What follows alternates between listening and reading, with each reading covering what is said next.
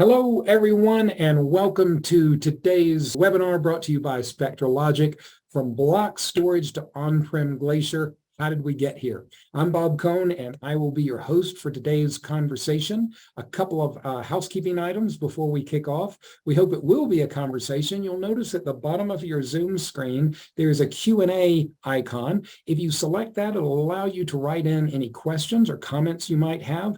Time allowing, we'll address all of those at the end of the webinar. You'll also see a chat icon. That chat is disabled today. That's just one-way communication. If we have any links or information to pass to you, we'll use the chat icon. So for questions or comments, use that Q&A icon and we will get them.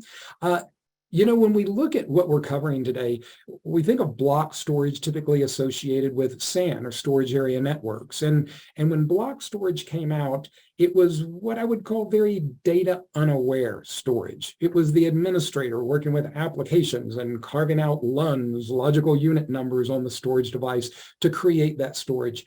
The storage device itself didn't really know what it was holding. Then we went to file storage, and we have file storage in NAS, network attached storage. Now we brought a file system down to the storage level, and that storage device became a lot more intelligent or data aware of what it was holding. If we look at what block storage was to SAN, what file storage was to NAS, now we've got object storage, and that is to cloud.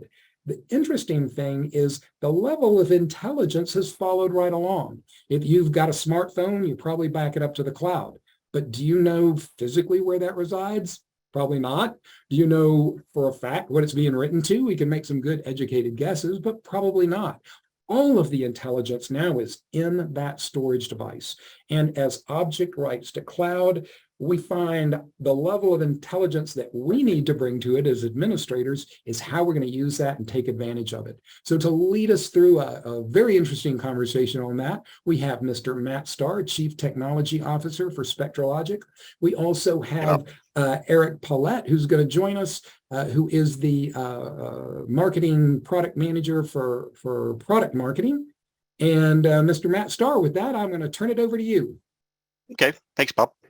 So one of the things we're going to cover here, and we've kind of covered a little bit of this in a previous presentation, is kind of cost at a convenience. What happens to something when you take it to infinity? If I'm a electrical engineer by trade or by education, and I took a lot of math. I can remember going into a math class which was called imaginary number theory.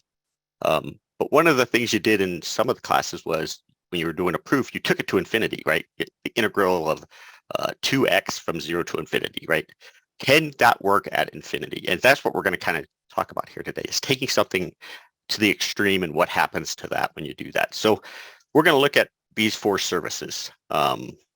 They're four conveniences, right? They're easy to use. They make your life really easy.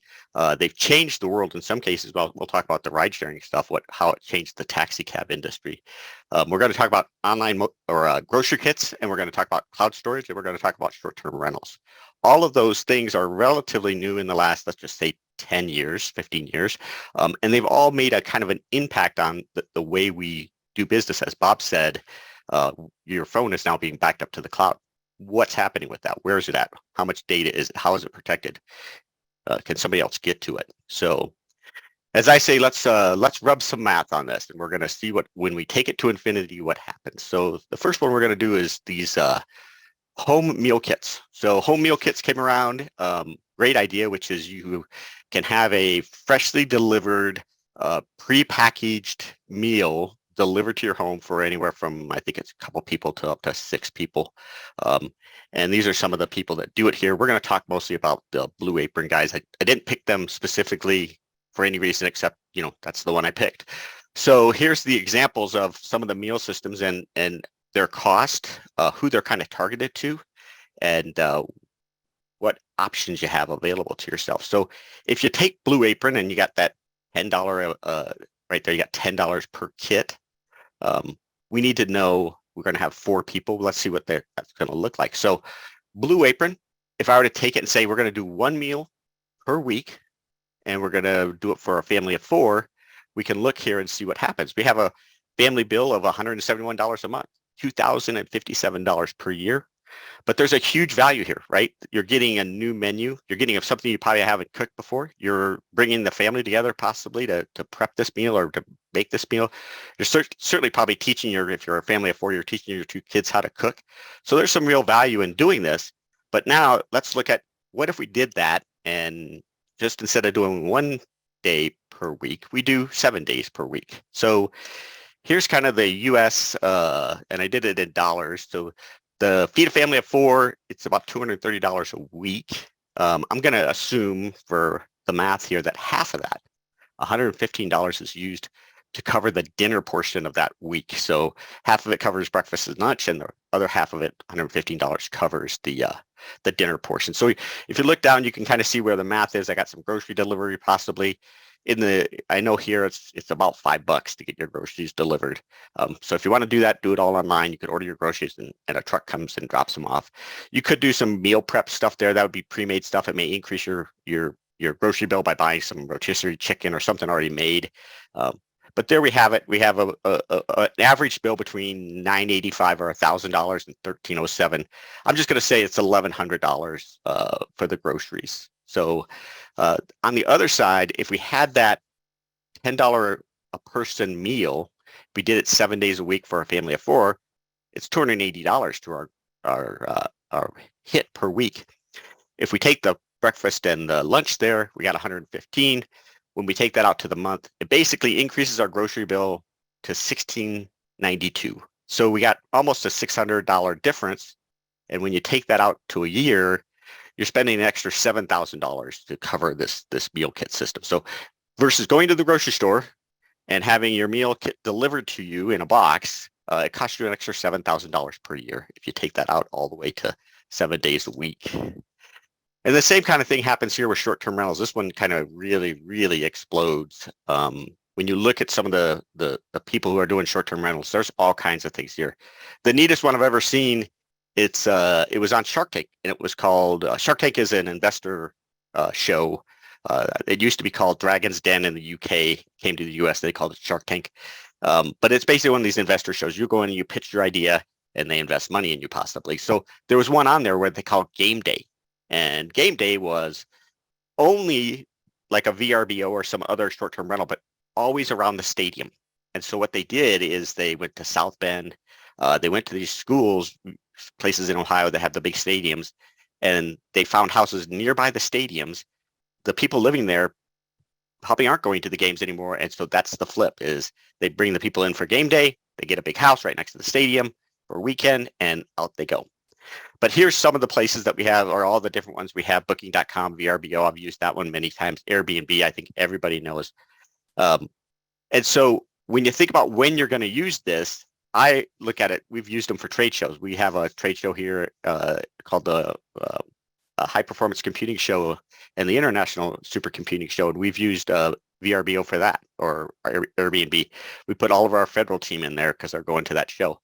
The other thing we use it for is I use the term oblocation. That's a vacation with an obligation tied to it. I need to go see my family as an obligation, but I may tie some vacation time into it.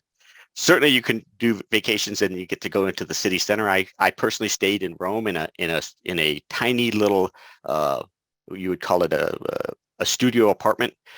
It was super tiny, right? But I was in the city center of Rome. I could walk out that door, down 3 flights of stairs, and be right there.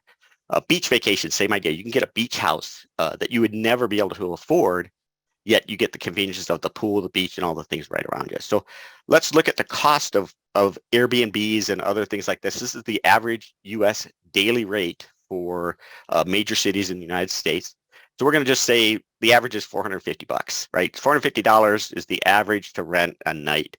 Now, if we take that $450 and we take it to the extreme and we say, you know what, we're going to stay in one of these nice Airbnbs every day of the week, every day of the year, what happens to that?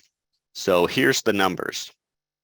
And off to the right is kind of the down payment and how much a $2 million house would cost, or a $3 million house. So with an average daily rate of $450, that's $13,687 a year. That's $164,000 per year that you'd be paying. So that would give you somewhere in the $2.5 to $4 million house if you were spending that on a VRBO. So we've taken it from, instead of going there just for a vacation or something like that, you use that same system forever. What happens to your bill? It balloons to something where most people can't afford a $4 million house. But that's what happens here when you're taking some kind of short-term idea and taking it out to infinity. The last one, before the cloud one that we're going to cover is rideshare. And this is the pretty fascinating stuff in here, which is when they started in about 2014, what really happened to the taxi market. This is one of the most disruptive businesses that has come in the last, I'd say 20, 30 years of what they've done to the what they call their competition. So here's some of the possibilities that you could go with. The two most common in the United States are going to be Uber and Lyft, but they're all over the place, right? Some of these are not allowed to run in certain countries, but what they do is they make the taxi cabs cover for it.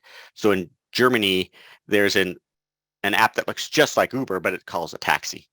And it pays just like Uber does. You don't ever have to do anything. Everything's on your mobile device that you're holding in your hand. The funnest one I've ever done is if you go to Vietnam, there's a rideshare company called Grab. And when you land and you think, oh, I'm just going to get an Uber or a Lyft, they're not there. So Grab is actually partially owned by Uber. And the lowest level, when you think about, you can get a 4-seat car or a 6-seat car, a 2-seat car, whatever there is. The lowest level you can get to is a scooter. So what happens here is you go on their app, you pick your ride where you're going, and you hit go. But unlike in the U.S., which is the picture in the lower right, with Grab, the guy in the scooter shows up, and he hands you a helmet. You put your helmet on, jump on the back of the scooter, and off you go. Partially the reason for this is if you looked at the motor vehicles registered in Vietnam, 95% of them are motorcycle, scooter, two-wheel devices. So only 5% of the motorized vehicles in Vietnam are actually cars. So it's real hard to get a car there. Super easy to get a scooter in Vietnam. So when we look at what happened here in 2014, when you look at the start here, the rideshare systems were about 8% of the transportation non-owned car, right? You're moving from place to place, and it's not a car you own or a friend's car. They were doing about 8%. You can see where rental cars were. They're doing about 22%. Taxis sitting at, sorry about that. Rental cars were about 55%. And then taxis were in the high 30s. But as these rideshare guys came along, you could see the switch in the market. So over basically a 4-year period, the taxi market went down to about 8%. And the rideshare market went up to about 72%. So it flipped not only the taxi industry on its head, but it kind of flipped the rental car business on its head.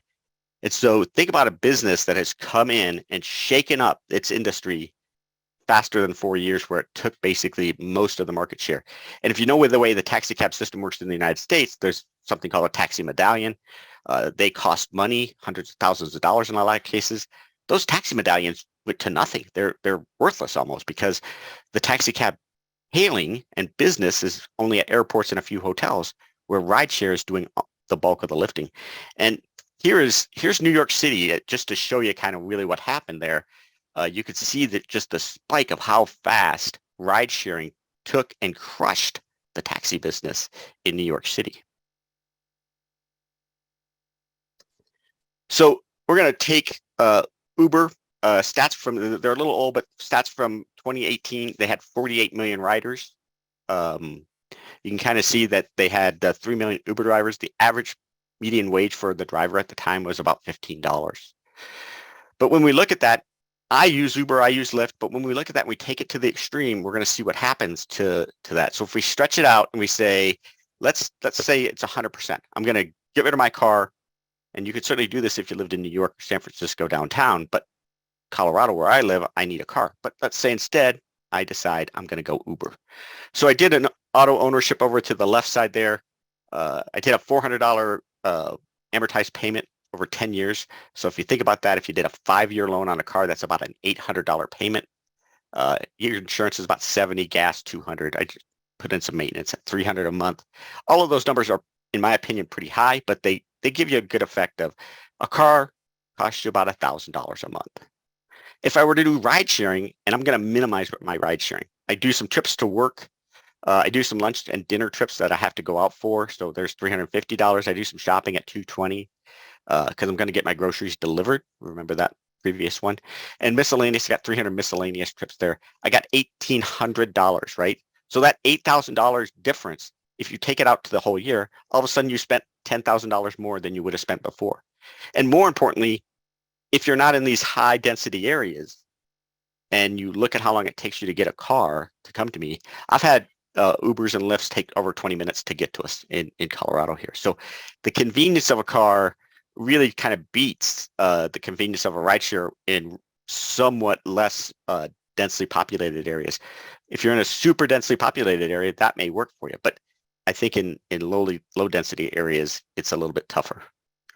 So the other one we're going to look at is cloud storage. And I certainly like cloud storage. I've been using it for more than a long time. I'm an Apple guy. This is running off of a iMac Studio or a Mac Studio, sorry. Love them, had them for many, many years. And so we're going to look at what cloud storage has brought to the market. So here's some of the people doing cloud storage. And I didn't put Apple on here, but there's certainly a cloud storage competitor or a cloud storage provider. I used them to back up my personal data. So let's look at my usage for cloud storage. So I have two different cloud storage providers. I use Google, two terabytes on Google, and I have 2 terabytes on Apple. Nice thing about both those, I can actually share them with my family if they need to. If you look at Apple's storage, it's for 50 gigabytes, it's about 99 cents a month. 200 gigabytes you can get for $2.99 a month. So you look at your kind of yearly cost and monthly cost, it's about 9 cents a gig for dual copy. My yearly cost there is about $239. So when I look at my system here, this is my little world, my pictures and all of my documents and things like that, I'm using a Dropbox-like thing with Google Drive, and Apple has their own thing, and Office 365 has their own thing. I have 3 copies of my data. I have a copy of it over there. Actually, I have a copy local, but I have a copy over in a little NAS that I have in a utility room there. And all of that data is then also copied up to 2 different clouds. So I've given myself genetic diversity. I've given myself tectonic separation. I've really done a good job to protect that data, right? If my house burns, that would be terrible, my data is in all of it that I need is in the cloud, the 2 terabytes that I really care the most about, right? If somebody were to get to me, I have some of that data that's read-only. It's immutable. It can't be hit. So there's all kinds of different things and ways to protect that. So with that, we're going to jump into some polling questions to the audience to see, what do you have for storage? How much of it? Where is your adoption in these, especially in cloud storage? And I think Bob's going to take that over. So I'm going to pop that first one up. Yes, indeed. So here we go with the first polling question, and you can vote on your screen here. How much data are you managing? I'd like to get some feedback from the audience. So how much data are you managing? And this is just to give a feel for the amount of data being managed by the attendees today. We'll give it another minute here as people vote in. And we've still got a few more votes coming in. I'll end the poll and we will post this. So 1 to 5 petabytes, 5 to 10 petabytes, or over 10 petabytes. All right, looks like we're going to stable on the posting. And as we end this poll, we see about 59%, Matt, that are going with 1 to 5 petabytes. Looks like 16% up to 10 petabytes. A quarter of our attendees today over 10 petabytes. What are some of your initial thoughts about that? So I guess it depends on the audience, because if I was to answer this question, it would be under 1 to 5 or even less than that. The thing about the data holder in the world today, I think there's 2 types. There's people who create data as a byproduct of their production or the byproduct of the work they do. SpectraLogic creates data. We create invoices, we create sales orders, we create things like that all the time, but it's not part of our core business. But then there's people who create data and it is part of their core business. When you look at weather satellites, when you look at things from video content and media and entertainment, that digital asset is the product, right? It's like the hard metal or the electronics or the software. It is the product. So I think you end up with a little bit of a bathtub, which is you have a lot of people on the low end of the spectrum, and then you have a lot of people, the data holder, whose business is data on the other end. Yeah, one of the things I think will be interesting is as we look at this next question, we've got 3 polling questions for you. It's clear that the amount of data you have is one of the significant things that will go into the decision about how much is on-prem, how much is on the cloud, or what a hybrid situation looks like. So let's launch the second poll question. Bear with me for just a second. And as technology never fails us, we'll launch. All right, so cloud adoption rate. What is your cloud adoption rate? And I'm wondering if we're going to see the same percentages carry through as we saw in percentages of data. So we've got yeah, and I think Bob, there's 4 options here. Yeah, and there's kind of a clarity here, which is you've gone to the cloud, but you're trying to get data back out of it because it's too big a footprint, I think is what we're asking on that 4th point. Okay, so in cloud, looking to bring some data back on-prem. Yeah. So we're going to give it just another minute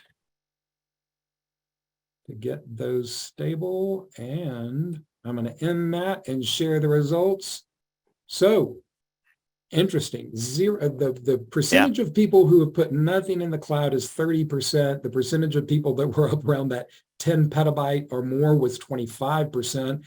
I'm going to hazard a guess that a lot of those are the people that haven't moved to cloud yet, just based on the volume. Would you have any other takeaway on that, Matt? No, I would agree with you. 21 people at 50% or under 50%. That's theoretically, that's me, right? I have some data in the cloud. I think it's also interesting that 7 of the people, 18%, over 50%. It'd be interesting to find out what that number is. Is it 70? Is it 100? We do have customers that have gone 100% to the cloud. It works for some customers. It financially destroys others. But when you look at it, it's one of those things that once you get in, like we've seen customers do this, they get into the cloud. What they don't realize is retrieval cost. I think Eric's going to talk about a little bit about this retrieval cost and just long-term storage, right? The long tail of this is once you put your data in there, if you're ever going to get it out, you're going to pay the retrieval charges. So when you want to move from contract to contract, just like today, you could move if you had a high-speed link to your building and it's a 3-year contract. At the end of that 3 years, you negotiate a new contract with that supplier. With cloud, there's a little hiccup there, which is you have to get your data back out if you don't continue that contract.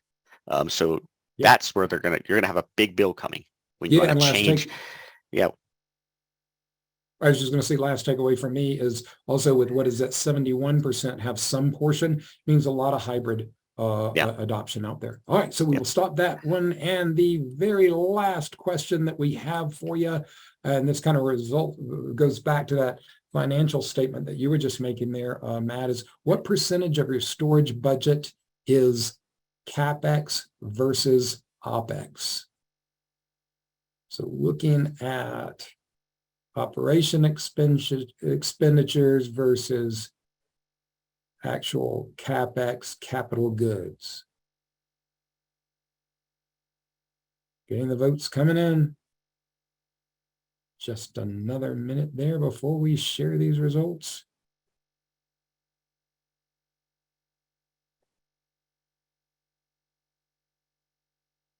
And here we go with the posting. All right. Wow. Yep.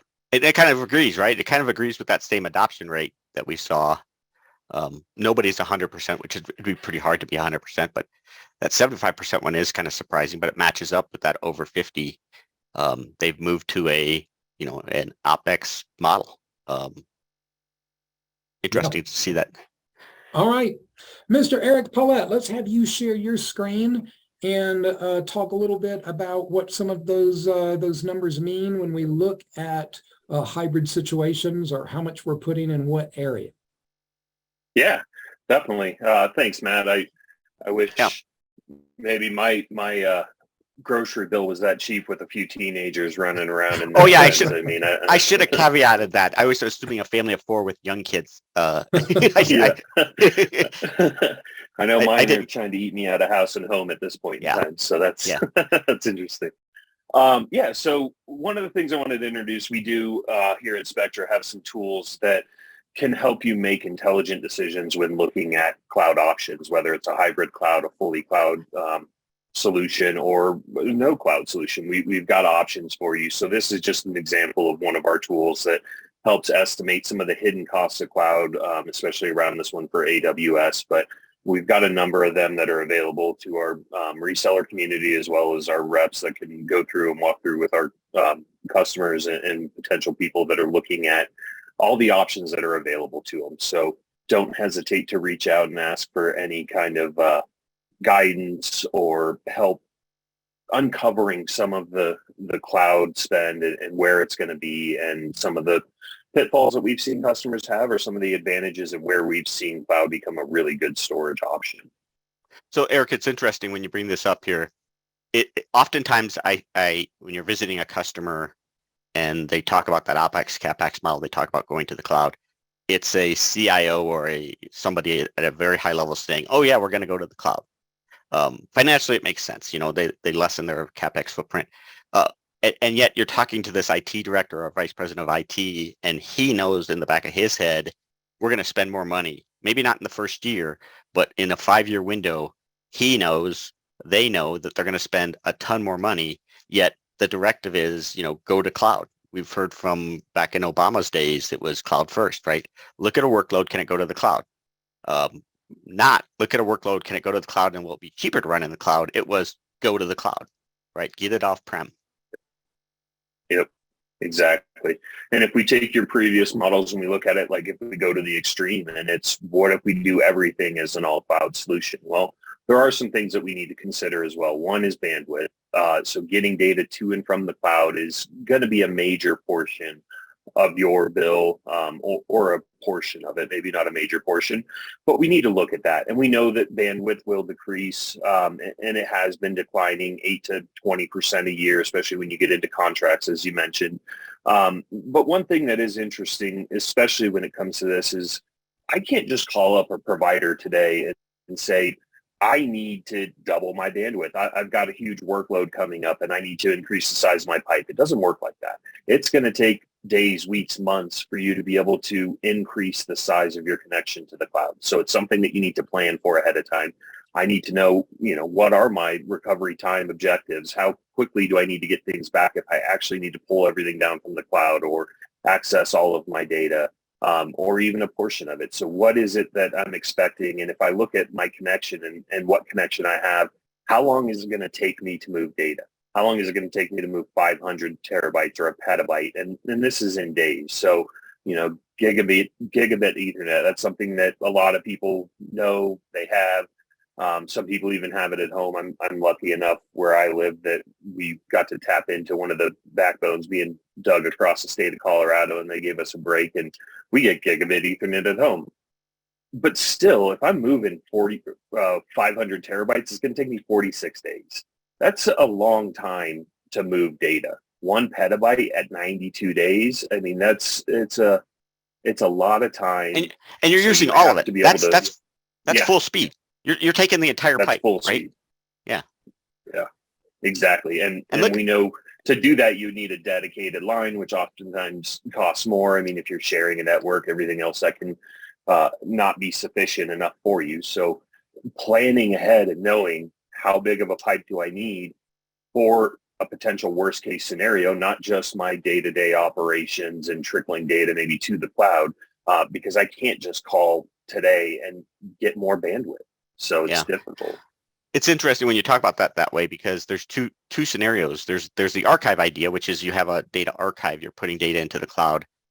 You're never going to touch it again. It may be what we call level 0 data in some of the science fields. It's level 0 data, but we've transformed it and made it a second level or a third level of data where it's been refined. But there's also backup data going to the cloud. You see some of these modern backup packages that are pushing data to the cloud only, right? They have only an S3 connection and they go to the cloud.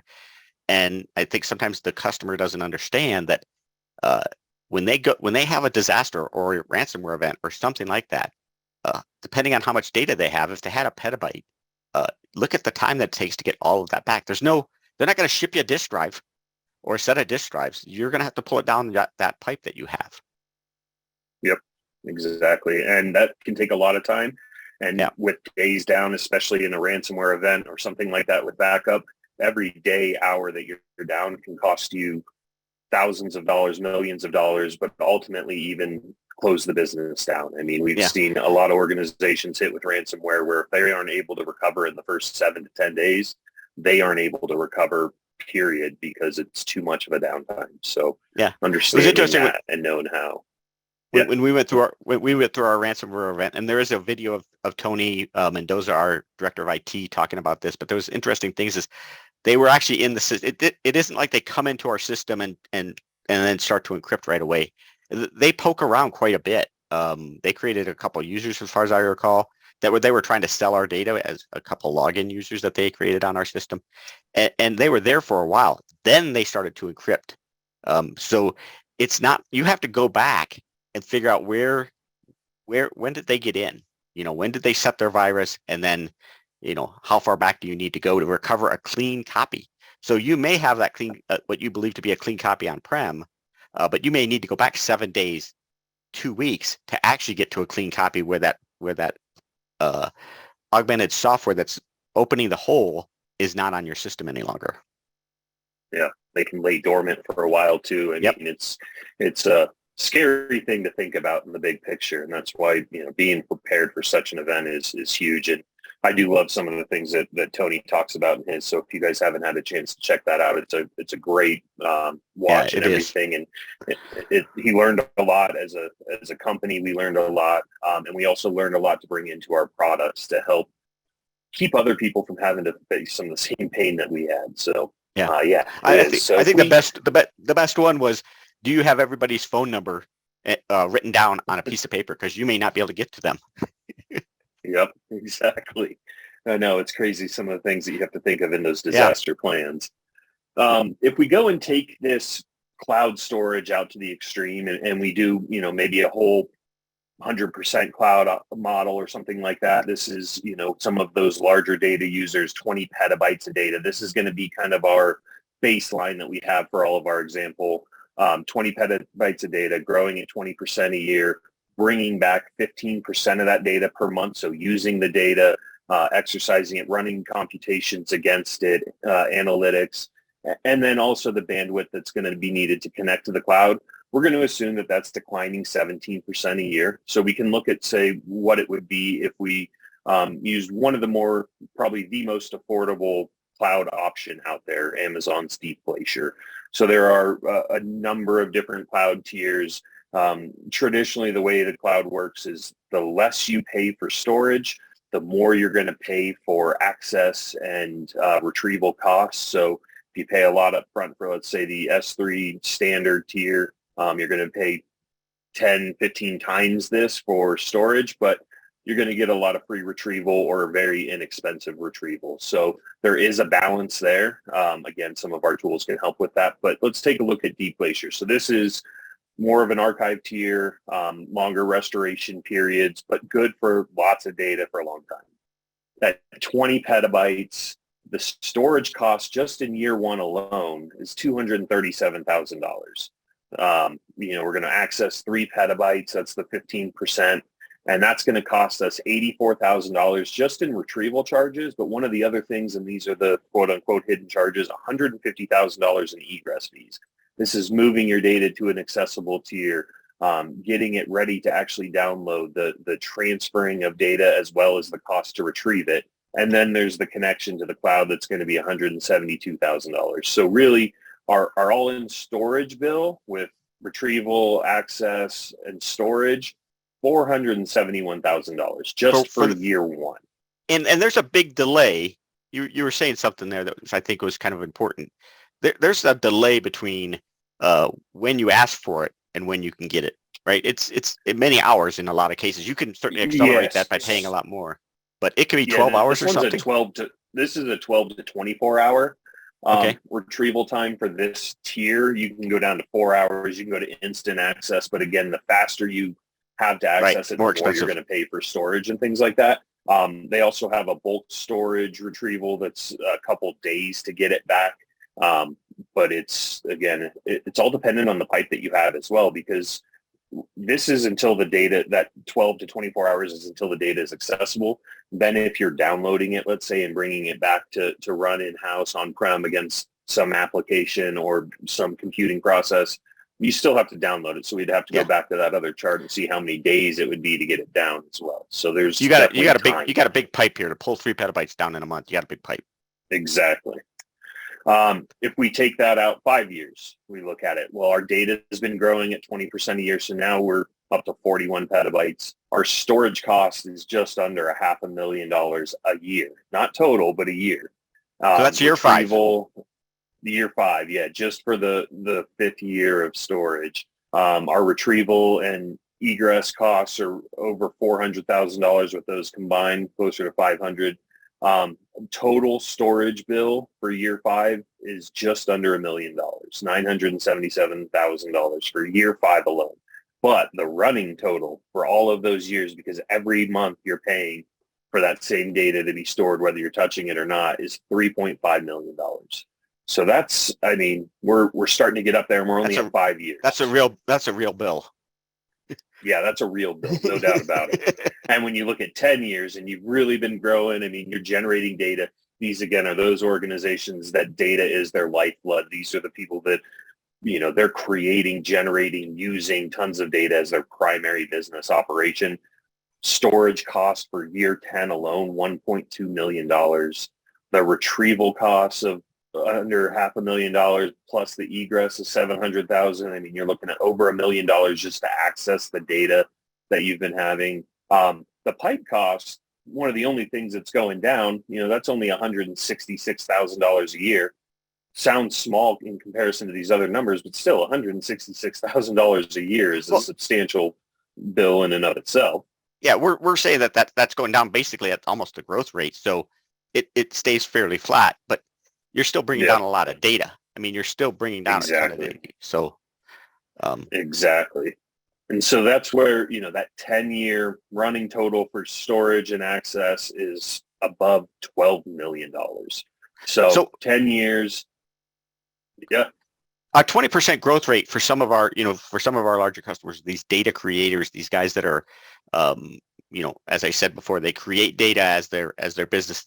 I use the term, it's either they create data or it's one derivative away from that, the data they use. So for example, genomics is a science that uses data, but the product is a genomic scan.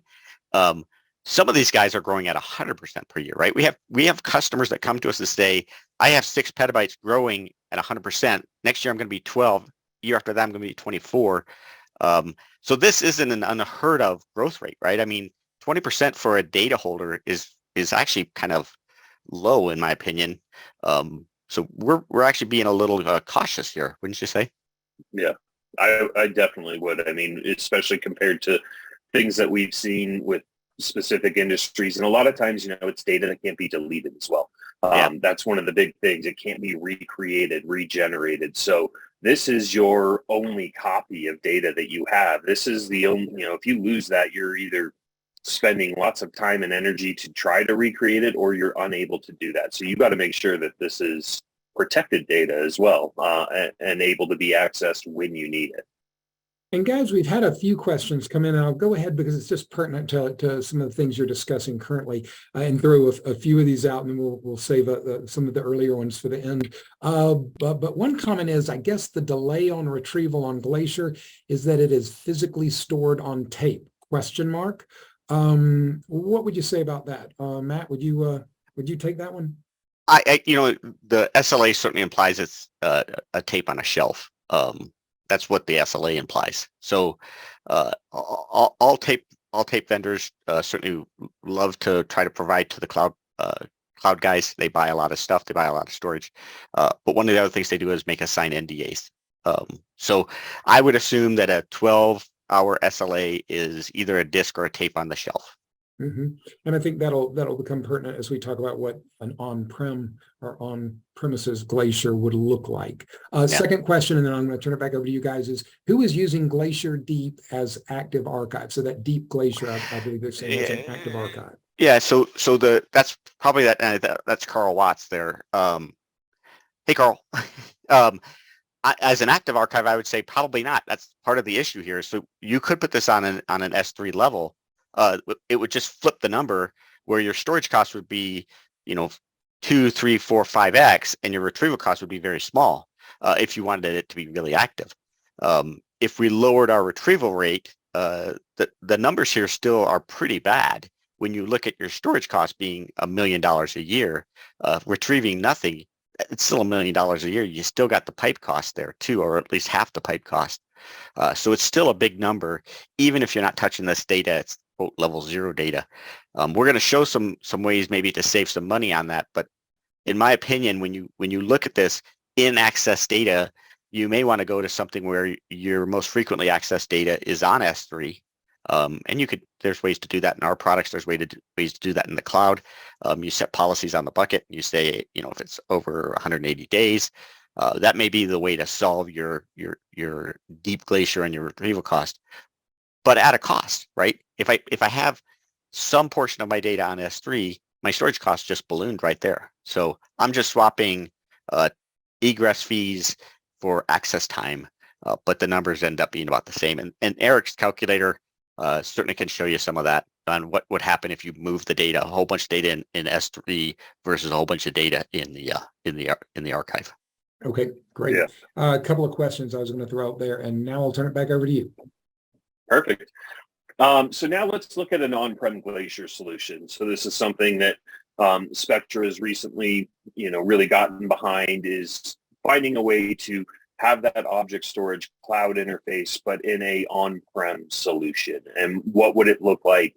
And what would it look like over 10 years? So, this is, again, the same baseline that we've had with the 20 petabytes growing 20% a year, 15% access, everything like that is still the same as with the cloud. We're going to look at between $600,000 and $800,000 up front. So this is going to be that OpEx expense that you're going to have up front. But that's going to include your tape library, or CapEx. Thank you, Matt.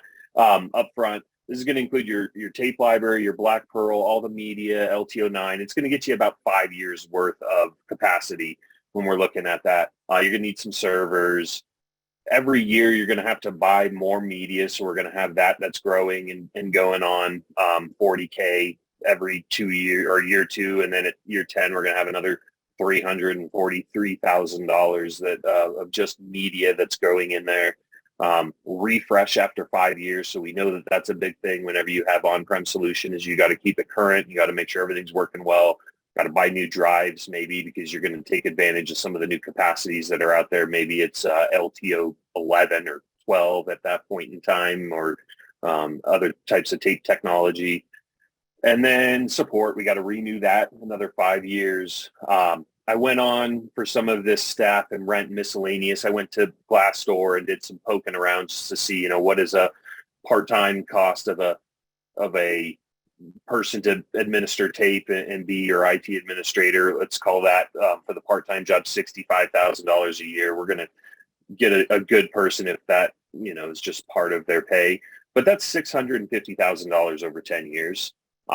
Rent for that floor space, that's going to be another $30K for 10 years. Miscellaneous expenses, whatever it might be, whether it's overtime or, other part servers, everything, that's going to be another $100,000. And then we got to find a way to move this data around. We've picked one of our archive software packages, SourceCycle. There are tons of other, any S3 type application would work as well in an on-prem Glacier solution. Where you would need long-term retention, but we just decided to pick one of our own, and it's $2 million over 10 years.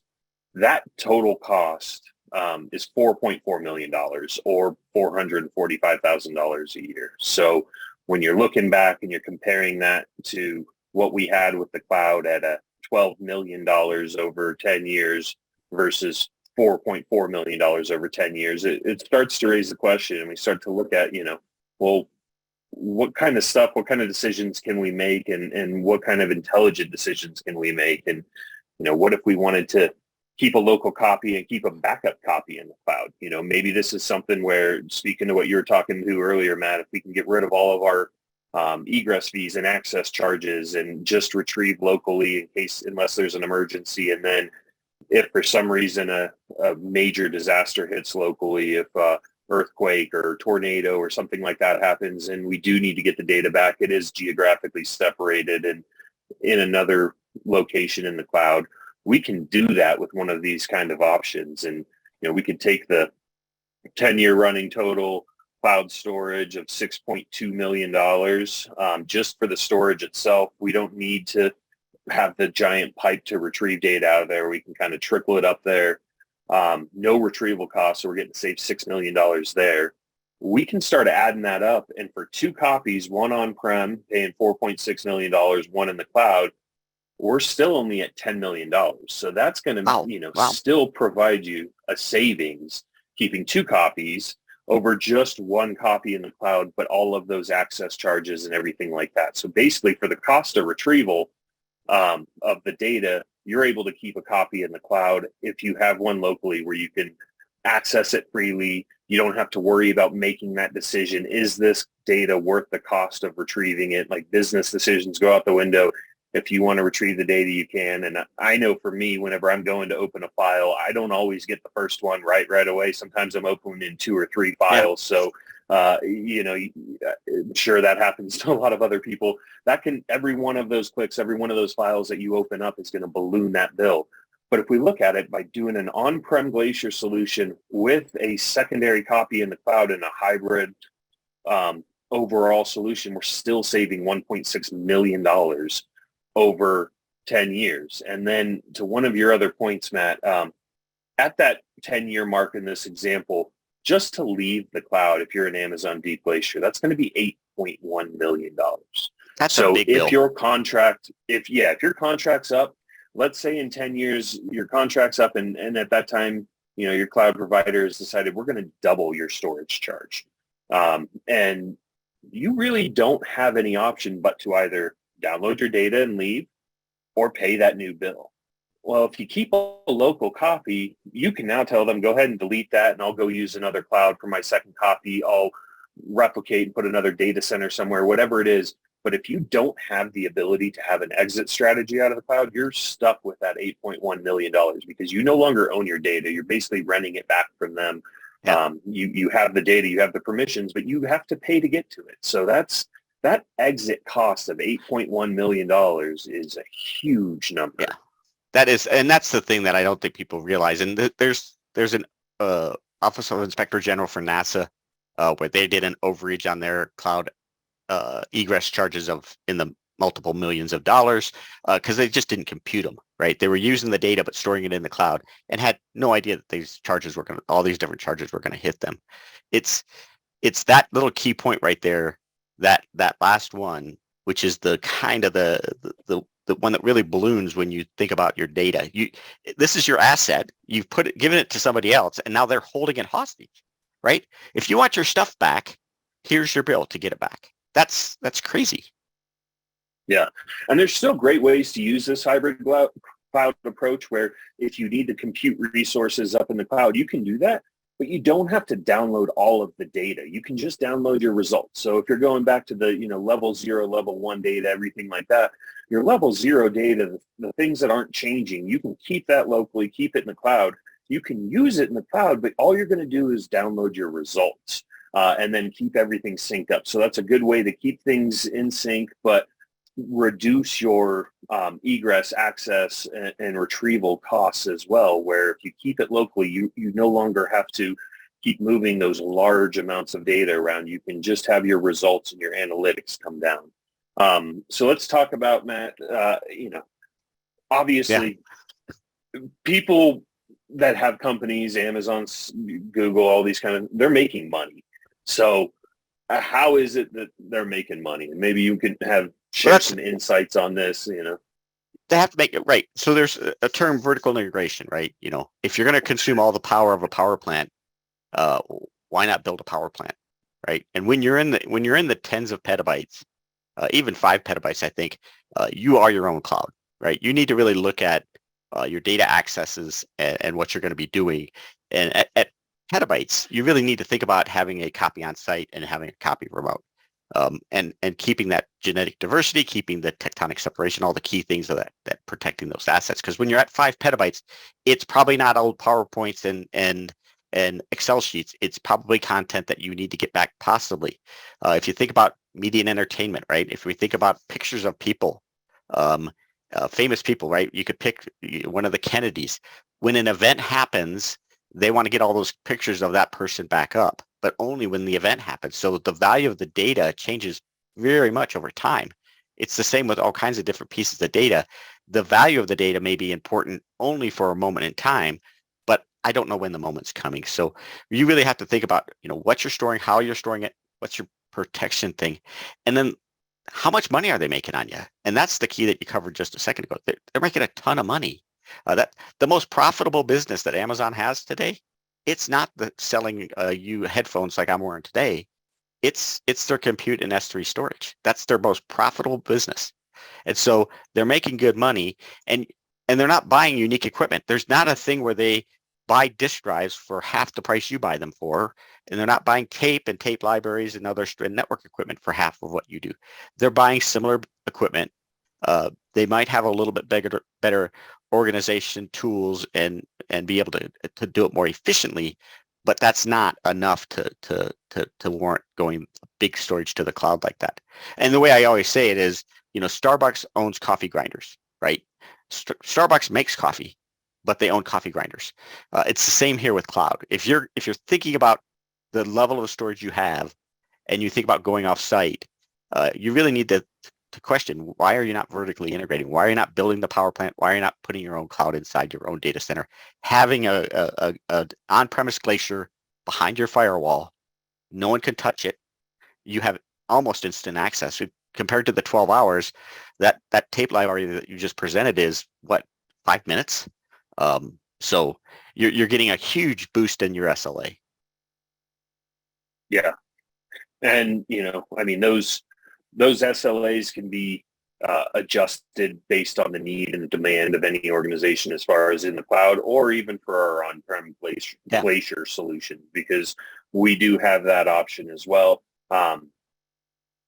Here is a quick glimpse at what we have for our on-prem Glacier solution. There's instant retrieval that you can have. It's kind of the equivalent of the AWS instant retrieval tier. That's if you want to store it on maybe object storage disk. We have an eco version where it can spin down and save you on power consumption, extend the life of the disk, but still provide access in seconds instead of minutes or hours. And then there's the archive tier, which, you're looking at minutes instead of hours or days to get to. But ultimately, it's all saving, a substantial amount of money over the cloud, especially when you start factoring in egress fees and everything else. So our Spectra on-prem Glacier solution. Yeah. Go ahead, Matt. And I think that what you're talking about there with that eco disk, when you look at what's happening with the carbon footprint of what you're putting down on the floor, especially in Europe and other places, those carbon credits are starting to become real numbers, right? And you can look at this product and you can say, look, I fill it with data. All of those stripes are then spinning down until you're using them again, saving you on power and cooling. And what most people don't really think about is for every watt that you put into your data center driving something, it's really 2.5 watts for cooling it and getting the heat back out. So for every 1,000 watts you use, it's really 2,500. Every 1,000 watts of appliance, it's 2,500 watts total coming into the building. So it's a 2.5 times boost. We're going to cut that down to almost zero. We're spinning some fans is about it. So really cool product. And incredibly dense at that rate too. This thing can scale up to 20 petabytes in a single rack. So it's not like you're having to put football fields of hardware onto your data center or anything like that. The density and the continual increase, especially in the tape world, of how far it can go is pretty astonishing. I mean, some of the Fuji things that they've released about what they've shown can hold on a single tape Oh, and yeah. everything. The future's bright as far as being able to keep up with that data growth without having to have a footprint that just explodes out of the atmosphere. Yep. All right. Anything come in, Bob? Great job, guys. Yeah, we had a couple already, and one came in while we were finishing up the last questions. So let me just take a couple really quick. Says this is from earlier on. Really like your analogies of once in a while services versus every day. What is your advice on figuring out what is in the cloud versus what stays on site, given complications with synchronization, etc.? So Matt, how would you take that? If you're looking at try to figure out the exact question, but I guess a hybrid cloud, if you've got some on premises and some in the cloud, how do you keep it? I think they're saying from just becoming two different silos. Yeah, it is, right? Unless you're doing the workload in the cloud, I think that the better architecture in that case is pushing a copy to the cloud, but keeping a copy on site. Once you try to get that data back, again, you want to be able to say, hey, I got a copy of this data, my newest, let's take it weather data. I put some weather data in the cloud. I can do some compute up there on it. I can publish it to other users, for example, NOAA weather data. So it solves a problem, right? I don't have to have a system inside my firewall that I've opened up and passing out data to somebody, but I can put it in the cloud, do compute. But don't make it the copy, right? It's an auxiliary copy that you're allowing access to and doing compute on. It's kind of scary when you split those two things apart and you say, well, I have half my data in the cloud and I have half my data on site. And it's up to the end user to figure out where that's at. It's a tough thing to do. One of the things StoreCycle can do is certainly give you a scan of your file systems, look at those systems. It can look at other types of storage too, and kind of give you a report of where big storage is. So you could look at a file system and say, I got all these files that are bigger than 10 gigabytes. They're older than this. So we can help you actually decide what you're going to move, maybe to a deep archive in the cloud or onto an on-premise Glacier with StoreCycle before you actually even do it. Okay, great. And does Spectra support leasing that allows implementation at the 447,000 per year model? Hey, Scott. So we don't do that, but we have resellers that have done it, and they are quite good at that. So we certainly will set you up with a partner, making sure that they can set this up for you if you need to go to an OpEx model. Okay, and last question, unless we get another one in, and we've got 2 minutes left. Does Spectra require AC? If so, would the comparison of 2.5 watts still apply? That's a good question. Yeah, the energy. Yeah, that's a good question. So a library like this, I don't know if you did a T-Finity or a T950, but a library like this, the interesting thing is it's certainly under 1,000 watts, well under 1,000 watts. These tape drives, let's just say it's 35 watts per tape drive. The robot and the power supplies through a few other things is going to pull a few hundred watts. So let's just say we're doing 500 watts. When those tape drives aren't reading and writing, they actually go down to about 15 watts. So we do need cooling, but we actually run the tape libraries at Spectra. We run them in office space. There's no special cooling needed. When somebody asked about cloud providers and things like that, most cloud providers put them in warehouse level space. It's not raised floor data center. It's standard cooling because when you talk about 1,000 watts versus 10,000 watts, that's a big number, right? That 10x, you really do need to get that heat out of the building. When you're 1,000 watts and you're taking up 3 or 4 cabinets, it's really nothing in a data center, even in a warehouse level space. So you do need cooling, but it's nothing unique. We have guys run them all the time in office space.